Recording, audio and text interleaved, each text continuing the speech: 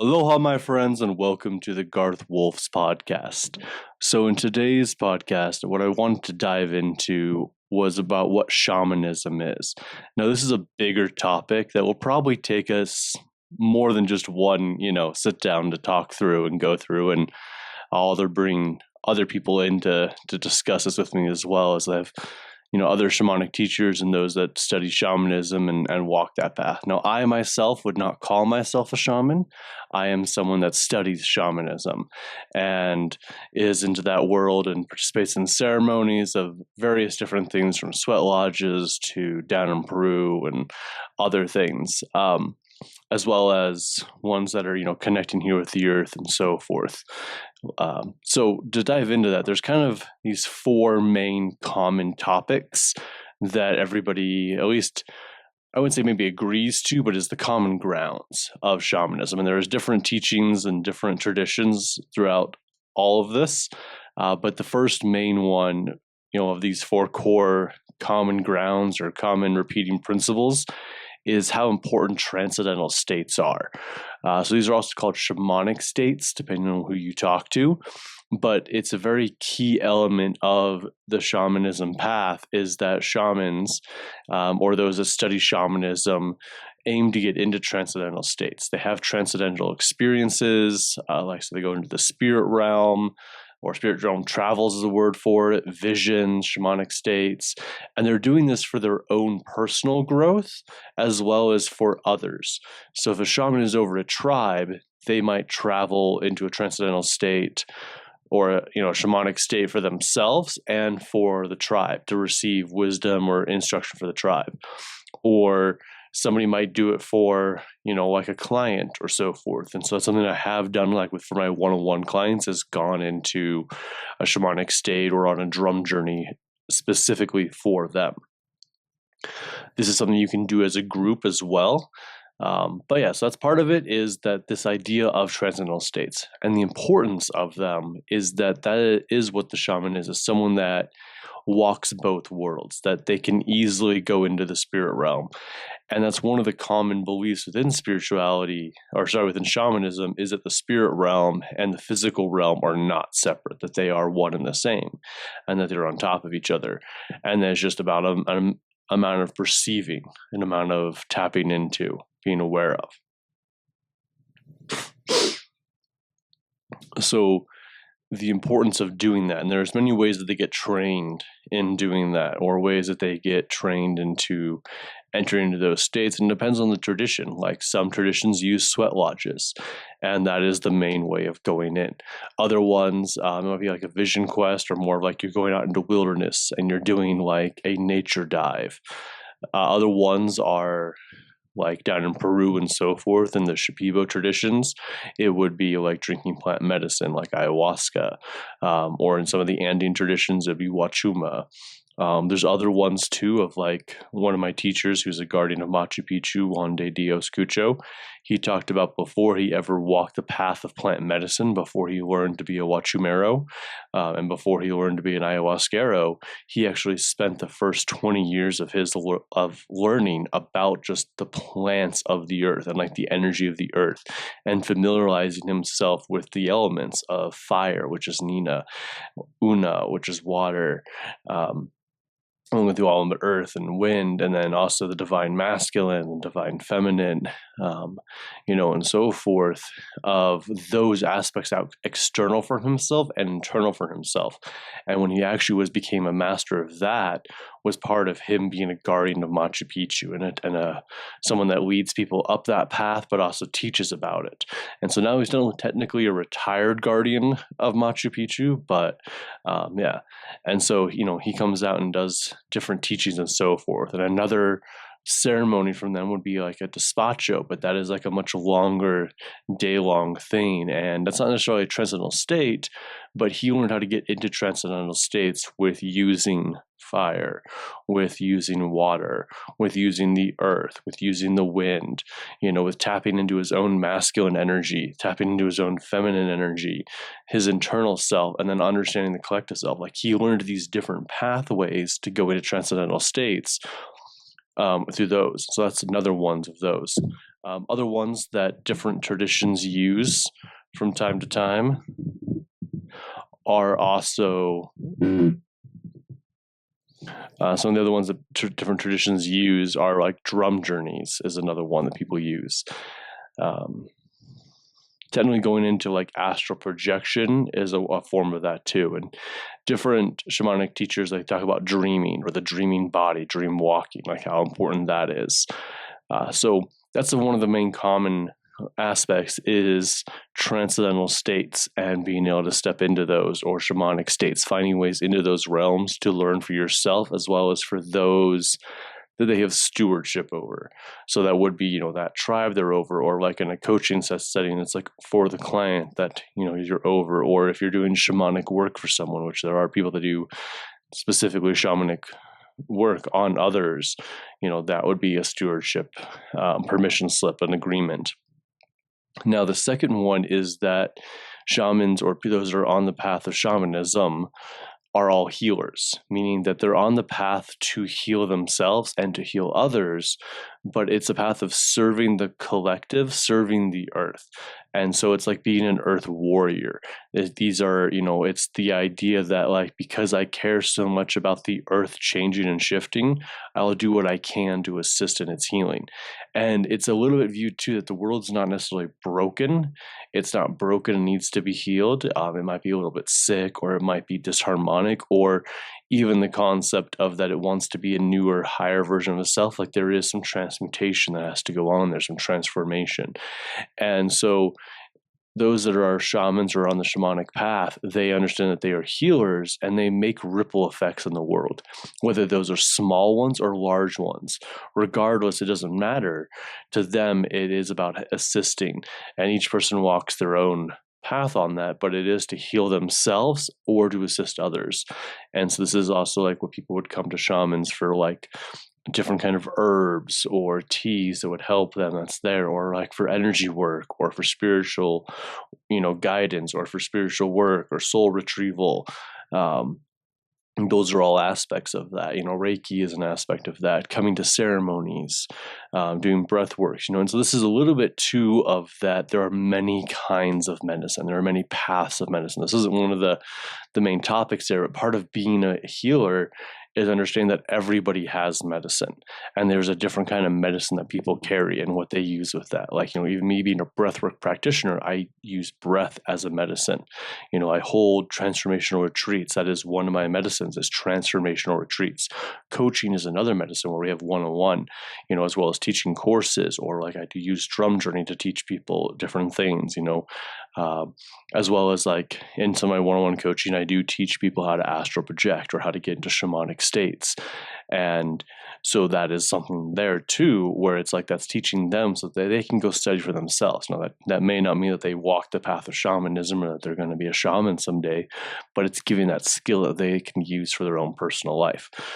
And if they choose to use it for others, great. So there's kind of this thing, is like finding what your medicine is and using it is part of walking the path of shamanism. It's also part of like working in spirituality and so forth. A lot of people are healers, or if they're making a difference in the world, you're a healer. If you care about the world being a better place, if you care about the collective consciousness shifting to a higher vibration, or you're even trying to shift your own vibration because that makes your life better and makes those around your life better, you're an earth warrior too. The third thing that shamanism teaches, or that's kind of a common ground on everything, is that all things are sacred, that all aspects of everything is sacred, so that like everybody's path is sacred. Everybody's journey is sacred. The blade of grass is just as sacred as the great sycamore tree. An animal is just as sacred as I am, or I am just as sacred as that blade of grass, or a mountain, or everything has a spirit. So this is also with animism a bit too, but that all things have a consciousness. All things have an energy. They have a spirit to it. And so by understanding them and respecting them and connecting with them, they can become allies.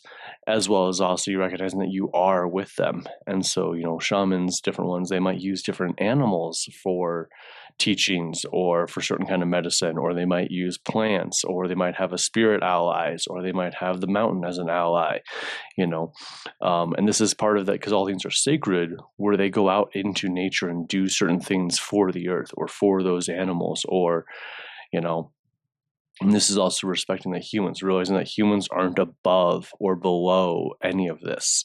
They're a part of it too, and that they're sacred too. But that also means our decisions we make are sacred, and so it's honoring people where they're at and being like, okay, if that's what you choose, great. That's your path. That's your thing. If someone is on the path of awakening or raising their vibration, great, awesome. If someone's not, great, awesome. Either way, their path is sacred. It's a little bit of this belief that not what that soul, not what that soul came into this earth, like why it incarnated in, and you have no idea if that soul is accomplishing what it is aiming to be or not to be. So you have no idea what that soul is aiming to be and whether it's accomplishing it or not, whether it's accomplishing its contracts or not, or the vibration that it chose. And so it's like respecting it. It's like you're doing your thing. And then it's holding that vibration too of as part of a healer, isn't that we're like missionaries going out and knocking on doors or shining flashlights in people's faces saying, wake up, raise your vibration. It's much more the bonfire concept. And so I use the example of a flashlight. If you think about a flashlight in your eye, you might think of a cop, or you might think of someone that's projecting energy at you, or that's very bright. That's very that's not comfortable. Versus the metaphor of a bonfire.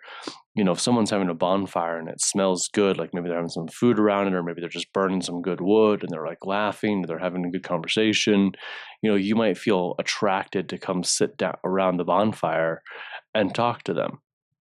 And that might be exactly, how it goes. And that's the idea with vibrations of shamanism, or that all things are sacred, is that everybody has their own fire. Everyone has their own bonfire. And it's just you can go sit at any of them you want to learn from it, but none of them are greater than the other ones. It's just some of them, might be a little warmer. So that's the third kind of aspect, is on the shamanism common ground, And so even for myself, it's most of the teachers I know, most of the people that I've worked with out there, there isn't, they don't view themselves as higher than or above than. They might have a lot of experience. They might understand things a lot, or even I have teachers that they talk, and it's I listen when they talk, because it's they've been in, a couple thousand sweat lodges, or they've been on this path for, 15 to 20 years or 30 years. And it's I'm going to listen because they have more years of experience in the game. And they might be someone I would call a shaman or consider a shaman, but they themselves may not call themselves that. But also along that line is that they've never made me feel like they're above me, that they're holier than thou. Any level of them feeling above has been something I've placed on them, a projection onto them, and they've definitely been yeah, this is something I teach. This is something I go through. Here's something I can give some knowledge to you. And so that's, generally how that flows, because there's this respect of all things are sacred.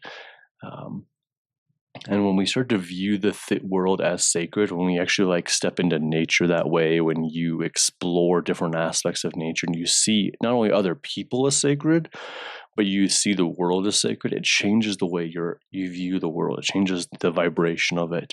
And you can actually begin to see more miracles in your life and more mystical things, or non-ordinary reality, the spiritual world. That's a deeper aspect of it. Now, the fourth aspect that's kind of a common ground within shamanism is that death is a friend.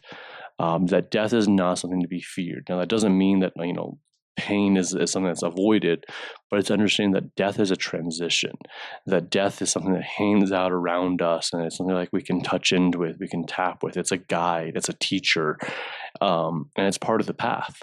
And that for those that walk in shamanism and walk the path of shamanism, transition, birth, death is consistent, whether that's both physical deaths and physical births, or spiritual deaths and spiritual births, and on my path as a coach and walking this path of transformational retreats and shamanism, it's like I have assisted others through great transitions where you could say that the old them did die and the new them is born, or this concept of who they were has passed away, or they've gone through an eco-dissolution, or a recapitulation of themselves, that's happened. Or there has also been there have been friends that have physically passed away, or deaths that have happened, on my path. I wouldn't say I've had more than my fair share, but I would say that I've probably been to more funerals or been invited or known of more than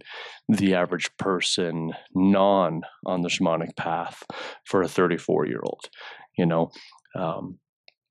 and also along that same line, I've been there for a lot of births. I've had, friends that have had babies and children, but also on that transformational path of watching someone be birthed into a new them, or watching them shift their entire life and their life is new and renewed, or they've forgiven themselves. And so now they're not walking with shame or guilt anymore, they're a new them, but also births of babies and friends, and been around a lot of puppy births or births out in nature, come across that a few times hiking, a couple times, where it's you see that the deer are up the mountain, they're acting a little weird and they're kind of weary of you, but they're not caring. And then you notice that a deer's been born, a baby's been born. Or out on Antelope Island, I've seen bison lay down, they're acting a little funny, and it's oh, that bison that laid down is definitely pregnant. And then if you just wait long enough, and then you can witness a birth. And now usually these are kinds of things too that animals go away from humans, or they'll chase humans away or chase odd things away. But being able to experience births in nature, not assisting, I'm not going in and getting between mom and baby, but still seeing these beautiful births of miracles, but also knowing that death is a friend, it's a transition, and playing in these other realms of going into transcendental states and shamanic realms. We understand there is a portal, there is a rainbow bridge, and there is a door on the other side. And that is another technique within shamanism, is taking souls that don't know they've passed away and letting them know they've been passed away, and taking them to the rainbow bridge and letting their ancestors or guides pick them up, or, letting them transition on their own. We don't go through the portal with them, but we take them to that portal. And it's the same thing on the spiritual side, or an emotional side, a mental side, a esoteric side, a mysticism side. There is a level of we're taking them to the threshold. And that's part of this thing of being a healer or being an assistant, is that we're actually never doing the work for anyone else. We're never healing anybody else. We might be teaching something or sharing some knowledge, but whether that knowledge clicks, that's on that person that was listening. Whether they go apply it and do something with it, that's on them. When it even comes into ceremony, or these shamanic states or shamanic healing and some of these bigger practices, you're actually holding the door open. You're holding the door open for the person to step through, or you're creating a safe environment for the soul to do its work. And you might even be in tandem with their soul doing the work, but it's still their will, their energy, their permission is help making it happen. And so it's their conscious decisions, but they're in a safe container, or they're in an empowered container. They're in some kind of container that the shaman has created for them that allows them to step into it at a deeper level that they normally couldn't without them. But they're the one that still has to do the work. And then after the experience is over, whether it's a ceremony or a shamanic healing or a drum journey, it's still up to the individual to make the physical changes in their life, to make the mindset changes, the emotional changes, the spiritual changes, the habits, to make it stick or to make it actually happen. No one can do it for us, So that's 4 main concepts of shamanism, and this is the intro to the shamanic world, and there'll be more podcasts where I talk deeper about shamanism and what it is and different teachings from it that I can share. There are some teachings and some things that I can't share unless you are learning them from me, or also things that I'm still in the midst of learning from my teachers that I don't know well enough to teach, as well as I haven't been given permission to teach those things. So with much love, drink more water, get more sun, and peace. Namaste. Much love, my friends.